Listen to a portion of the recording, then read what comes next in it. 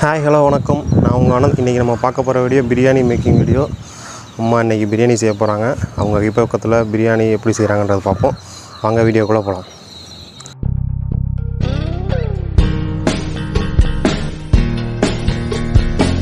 சால்னாக்கு தேவையான பொருட்களை பார்ப்போம்.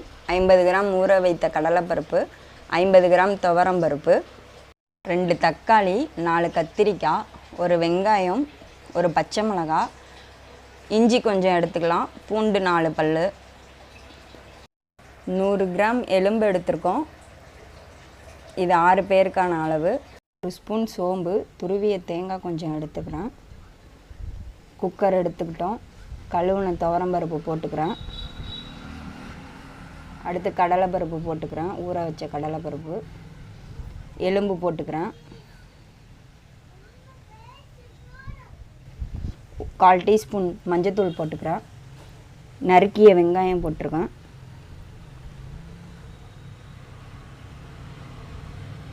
பச்சை மிளகாய் போட்டுக்கிறேன். நறுக்கிய தக்காளி போட்டுக்கிறேன்.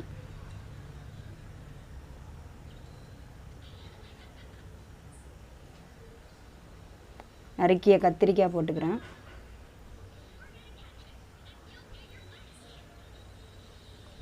தேவையான அளவு தண்ணி ஊற்றிக்கிறேன். நாங்கள் கழனி தண்ணி எடுத்துருக்கேன். 1 ஸ்பூன் மிளகாத்தூள் போட்டுக்கிறேன். இந்த பொடி பார்த்திங்கன்னா நாங்கள் வீட்டில் ப்ரிப்பேர் பண்ணது. எங்கள் வீட்டு சமையலுக்கு எல்லாத்துக்குமே இந்த பொடி தான் யூஸ் பண்ணுறோம். இஞ்சி பூண்டு போட்டுக்கலாம். இந்த பொடி எப்படி ப்ரிப்பேர் பண்ணுறதுன்னு நான் நெக்ஸ்ட் வீடியோவில் சொல்கிறேன். இப்போ குக்கரை மூடிட்டு விசில் போட்டுக்கலாம். கறி வேகட்டும். அதுக்குள்ளே நம்ம தேங்காய் சோம்பு அரைச்சிக்கலாம். தேங்காய் சோம்பு அரைச்சாச்சு. தேவையான உப்பு சேர்த்துக்கலாம். அடுத்து அரைச்ச விழுதை போட்டுக்கிறோம். கொதிக்கட்டும். தாளிச்சிக்கலாம். 2 ஸ்பூன் எண்ணெய்,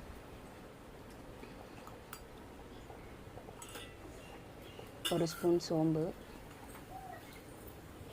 பொரிஞ்சிருச்சு. கருவேப்பிலை கொத்தமல்லி போட்டு தாளிப்பை சால்னாவில் ஊற்றியாச்சு. இப்போ சால்னா ரெடி ஆயிடுச்சு. பிரியாணிக்கு தேவையான பொருட்களை பார்ப்போம். 6 பேருக்கு உண்டான அளவு. சின்ன வெங்காயம் 1/4 கிலோ, பூண்டு 150, இஞ்சி 50 கிராம், பச்சை மிளகா காரத்துக்கு ஏற்ற மாதிரி போட்டுக்கோங்க. நாங்கள் 5 வச்சுருக்கோம். புதினா 1 கைப்பிடி, கொத்தமல்லி 1 கைப்பிடி, தக்காளி 5 எடுத்திருக்கேன். பட்டை சிறிய துண்டா 10, ஏலக்காய் 20, கிராம்பு 20, ஜாதிக்காய் 1/4 பங்கு, 1/2 ஸ்பூன் மிளகு, 1 ஸ்பூன் ஜீரகம். இப்போ நம்ம 2 கப் துளசி வச்ச அரிசி எடுத்திருக்கேன். ஜீரக சம்பா இருந்தாலும் எடுத்துக்கலாம்.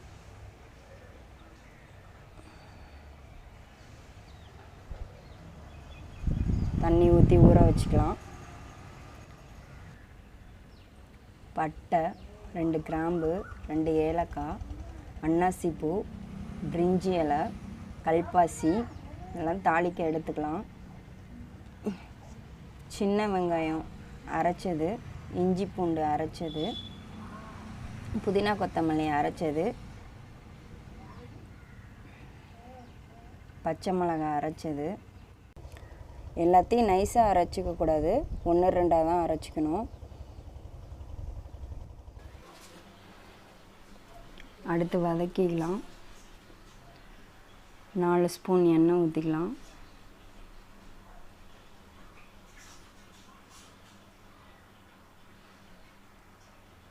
அடுத்து 3 ஸ்பூன் நெய்,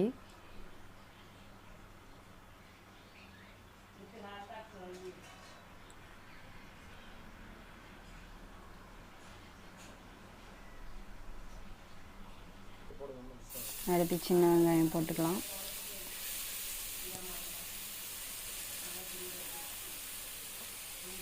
வதக்கிக்கலாம். பொன்னிறமாக வர வரைக்கும் வதக்கணும். அப்போ தான் நல்ல ஃப்ளேவர் கிடைக்கும்.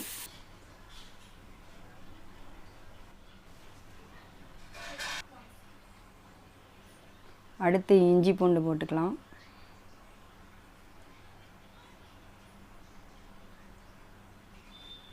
எல்லாமே நல்லா வதக்கிக்கணும், பச்சை வாடை போகிற வரைக்கும். அடுத்து பச்சை மிளகா, அடுத்து புதினா கொத்தமல்லி,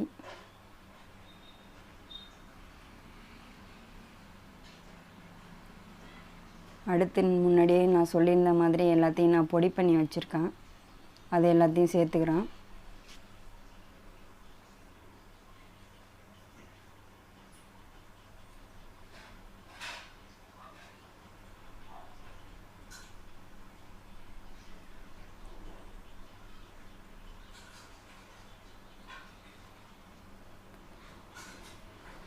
அதையும் நல்லா சேர்த்து வதக்கிக்கணும். அடுத்து 1 ஸ்பூன் மஞ்சத்தூள், அடுத்து கரம் மசாலா 1 ஸ்பூன், அடுத்து 1/4 ஸ்பூன் மிளகாத்தூள் போட்டிருக்கோம்.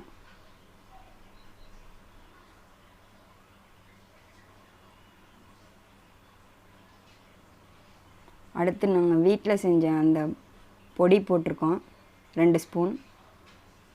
நாங்கள் மோஸ்ட்லி எல்லாமே அதுதான் யூஸ் பண்ணணும்னு சொல்லியிருந்தேன்னா அதுதான் போடுறோம்.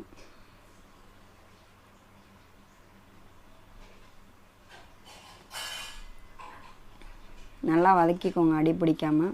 அடுத்து தக்காளி,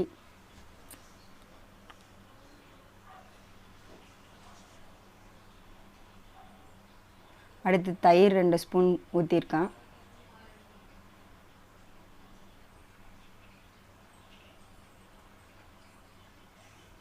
அடுத்து கறிக்கு போட்டுக்கலாம்.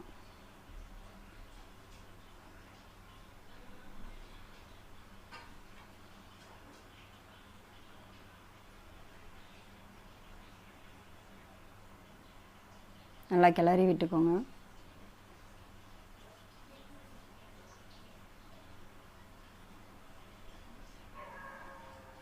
உப்பு தேவையான அளவு உப்பு,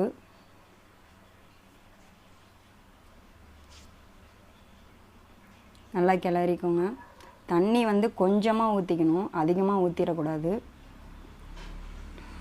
இப்போ மூடி வேக வச்சிடலாம்.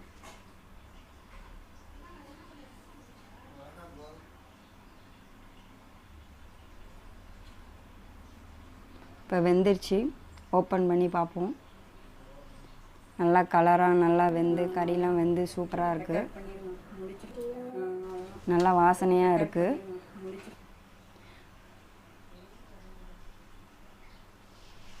அடுத்து நம்ம 2 டம்ளர் அரிசிக்கு 4 டம்ளர் தண்ணி எடுத்து கொதிக்க வைக்க போகிறோம்.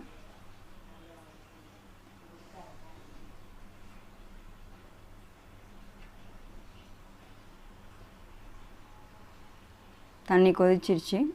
அடுத்து தாளிச்சிக்கலாம். நான் ஏற்கனவே இந்த கல்பாசி, பிரிஞ்சி இலை, ஏலக்காய், பட்டை, கிராம்பெலாம் சொல்லியிருந்தேன்னா அதை தாளிச்சிக்கலாம். 3 ஸ்பூன் எண்ணெய்,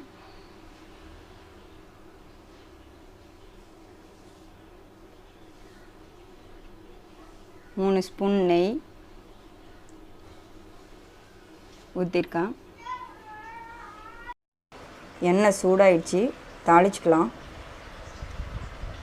பட்டை, கிராம்பு, அன்னாசிப்பூ, பிரிஞ்சி இலை, ஏலக்காய் எல்லாத்தையும் போட்டு தாளிச்சிக்கிறோம். லைட்டாக கிளறி விட்டுக்கலாம்.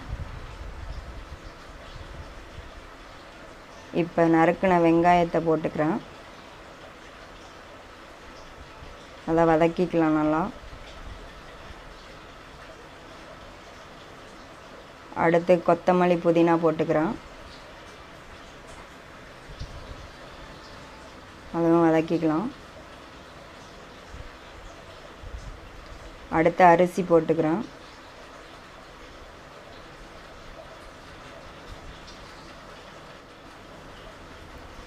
கொதிக்க வச்சிருந்த தண்ணியை சேர்த்துக்கிறேன், கிளறி விட்டுக்கலாம்.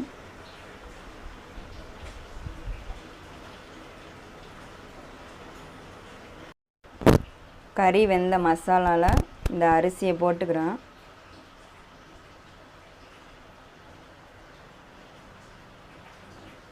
இப்போ நல்லா கிளறி விட்டுக்கலாம். தண்ணி கொதிக்கட்டும். தேவையான அளவு உப்பு சேர்த்துக்கிறேன். தண்ணி சுண்டிருச்சு. அரை மூடி எலுமிச்சம்பழம் ஊற்றிக்கிறேன்.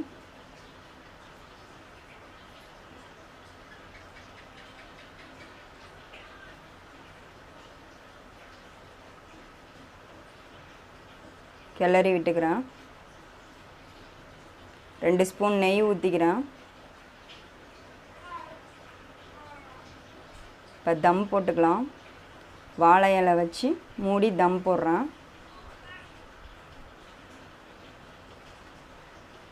10 நிமிஷம் தம் போட்டால் போதும். தம் போடும்போது சிம்மில் வச்சா போதும். 10 நிமிஷம் ஆயிடுச்சு. குக்கரை திறந்து பார்க்கலாம்.